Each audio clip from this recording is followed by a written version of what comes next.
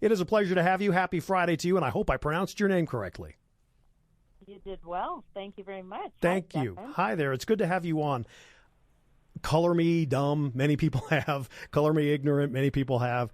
I had no idea Denver had an Office of Storytelling, and your official title, Chief Storyteller. How does this all come about in 2019?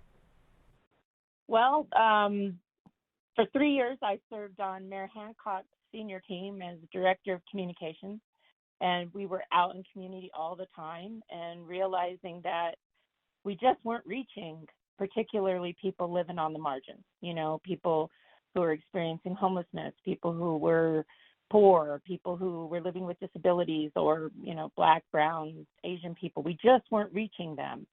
And I was in meetings saying, well, how do we fix that? And my question was, well, we're always asking them to listen to us. Why don't we listen to them? And I talked the mayor into letting me launch an Office of Storytelling.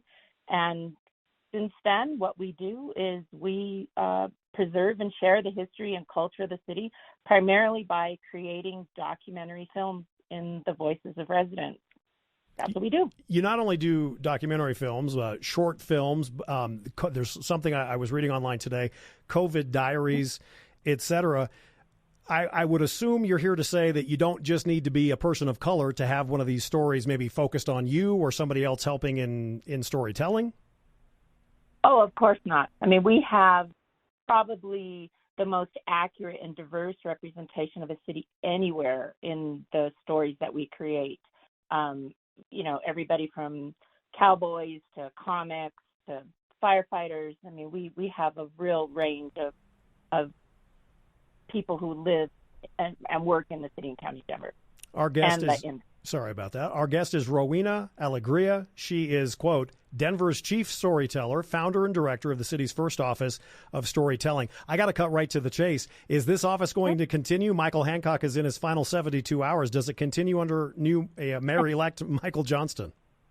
It does, indeed. We are part of the Agency for Human Rights and Community Partnerships, and we're under charter as part of that. We have a itty-bitty little team, and we will continue to do our work out of that agency. We have dozens of partners, well, you need them. They help us. Yeah, exactly. We extend our budget. We do screenings, but the folks who invite us to come, they're the ones who pay the cost to have us come and screen our films. We don't charge anything, of course. And people come, and then we talk about the themes of the film. For example, our latest is Reclaiming Denver's Chinatown. I grew up here. I did not know Denver ever had a Chinatown. Where is it? It used to be in what is now Lodo, but it was most destroyed by an anti-Chinese race riot in the 1880s and then completely wiped out by urban renewal in the 50s. They literally put a spot there. But a couple of the descendants of the original Chinese families who came here in the 1860s and 70s to work on the railroad and for mining came to us and said, our story's being forgotten. Help us. So, we talked to them thinking, oh, yeah, we'll do a little film about this family. Mm-hmm. No. End up doing an hour-long documentary about the community and, what happened to them. And it premiered at the Denver Film Festival in November. And when we turned in our credits, right, to say this is who worked on the film, they called us up and they said, we think you made a mistake because you have one name for all of these different roles. And we laughed and said, no, that's accurate. So including you, are there two others or three others? There are two others. One videographer and editor, another producer, and then myself. And I kind of fit in everywhere but the videographer, helping to create stories, do interviews, find people, and, now trying to find budget to make sure that we can continue to do this work and do it at a high level, right? We've never had.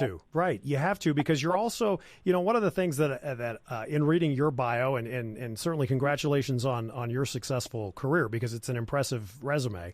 I'm not even trying to be corny. If you're doing it right, you're documenting things of historic value that long after you and I are gone and people listening are long gone, that these stories can still be, accessed.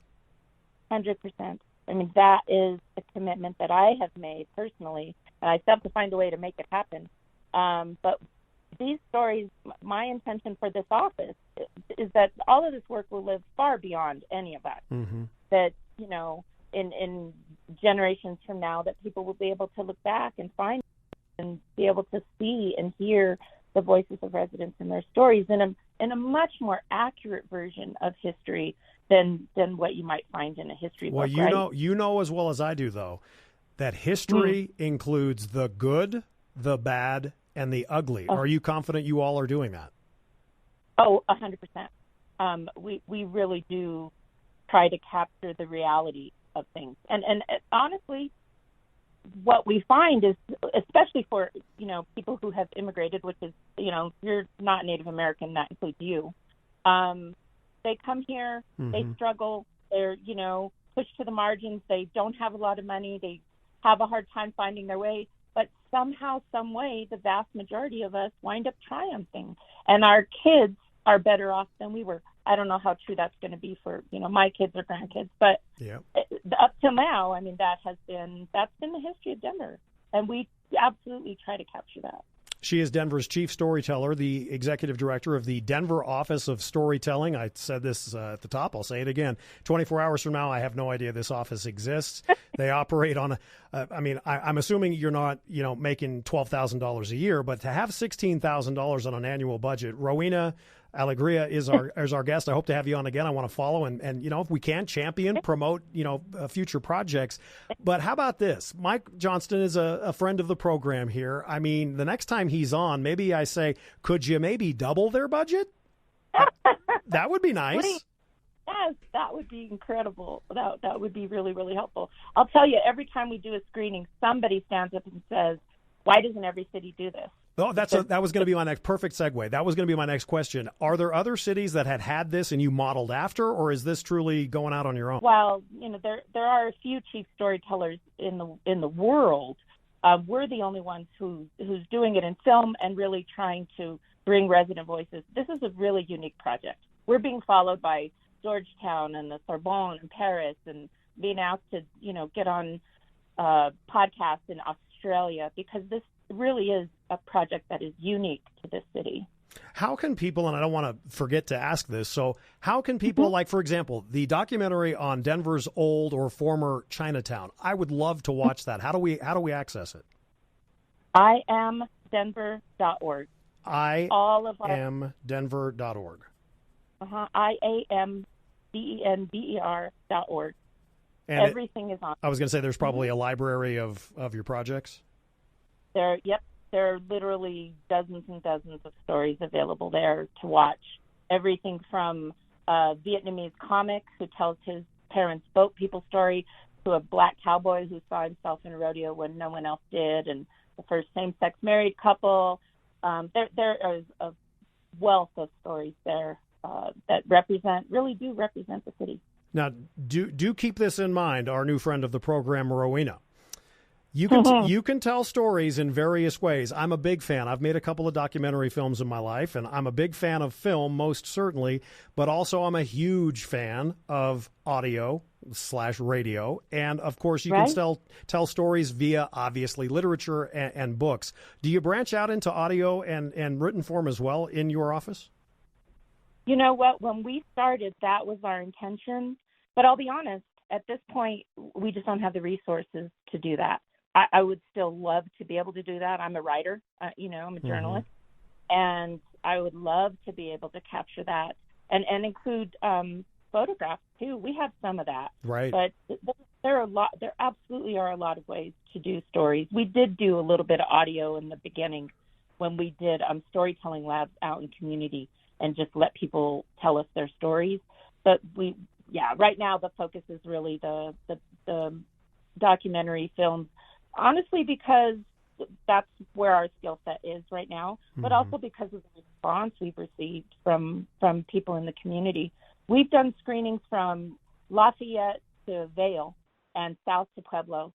I really thought this was a Denver project, and that just hasn't been true. People have called us and said, will you please come and bring this film or that film to our community, even though they're online, right? They can watch them anytime. they want us to come and they want to talk about them. They Right. want to see the film on a big screen and have a conversation about what happened at that period in time with those people. Yeah. Just a couple more minutes. Again, our guest is the executive director, Denver's chief storyteller from the Office of Storytelling, Rowena Alegría. What do you think if you could, what would be your, if you have your wish, you're going to, none of us are going to work forever. So you pass this on, somebody continues, somebody eventually down the road replaces you. What do you want your legacy to be? Oh, gosh, what a question. Growing up here, I really felt invisible. My family had been here for literally generations, and yet I didn't see myself in the city's history. We had to do a project about somebody in history, and I didn't see people who looked like me. And so I really want to make sure that when a Denver Public School student especially, is asked to do that kind of work, that they can get on our website and they can find somebody who looks like them and represents their story or represents the Denver that they want or that they, admire or whatever. That's what I would love to see. I would love to see the kind of robust history of Denver all in resident voices that outlets all of us, that we really have a history that is just bar none the best for a city. If you come to a screening, you will see the power and the impact of the work that we do. For example, we did a film called 1,000 Paper Cranes about how Denver's Japanese American community emerged from internment in southeast Colorado during World War II. Mm-hmm. And a woman whose mother was in one of the camps and featured in the film after the screening stood up and said, our only family heirloom was an army blanket from one of these camps until this film. Wow. And I think that really to the power of what we're doing. Well, you know what? That's a positive way to end it. Rowena Alegría, the Denver chief storyteller. That must be a hell of a thing to have on a business card at a cocktail party. Hey, what do you do? Yep, they tell me I have the best title ever, and I don't argue. I bet. Hey, listen, I hope to have you on again, and the next time you have a project coming up, we'd be happy to talk about it with you. Oh, that sounds fabulous. I will keep in touch. Thank you so much for having me, Steffan. Absolutely. Have a good weekend.